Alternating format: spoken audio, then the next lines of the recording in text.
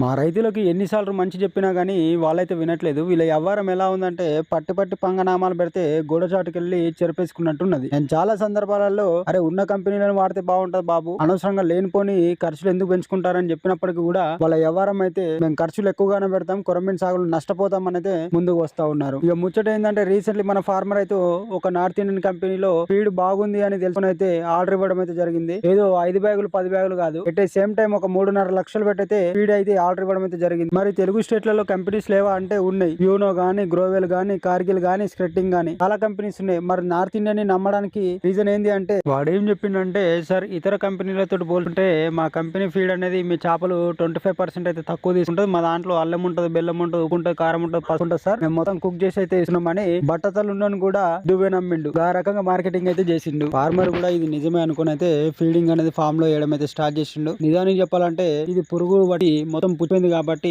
ఈ ఫీడింగ్ చేపలు ఇష్టంగా తినలేకపోయినాయి. ఫార్మర్ కూడా నిజమైన బాబు 25% తగ్గింది, ఖర్చు చాలా తగ్గింది అన్నట్టు అనుకున్నాడు. కానీ నిజానికి చెప్పాలంటే ఈ ఫీడ్ చెడిపోయింది పంపినని మాత్రము గ్రహించలేకపోయిండు. అరే ఈ ఖరాబైన ఫీడ్ ఎందుకు పంపినవు రాబాయ్ అని మెసేజ్ పెడితే వాడు హిందీలో టైప్ చేసి తెలుగులోనైతే ట్రాన్స్లేషన్ చేసి అయితే పంపించాడు. ఇది చూడండి, నేను ఇక్కడ ఒక పురుగును చూసాను, గమనించండి. ఈ ఆహారంలో పురుగు పొడి ఒక ముఖ్యమైన పదార్థంగా ఉన్నది. ఇది అధిక నాణ్యత గల ప్రాణి ప్రోటీన్ అందిస్తుంది. మొరల్ చేపలకు అధిక ప్రాణి ప్రోటీన్ అవసరం కాబట్టి దీన్ని పడేయవద్దు. ఇది చాలా ఉపయోగకరమైనది. దయచేసి ఈ ఆహారాన్ని మీ చేపలకు పురుగులతో సహా అందించండి. ఎప్పుడూ గుర్తుంచుకోండి, మీరు మాతో ఎందుకు కలిశారు.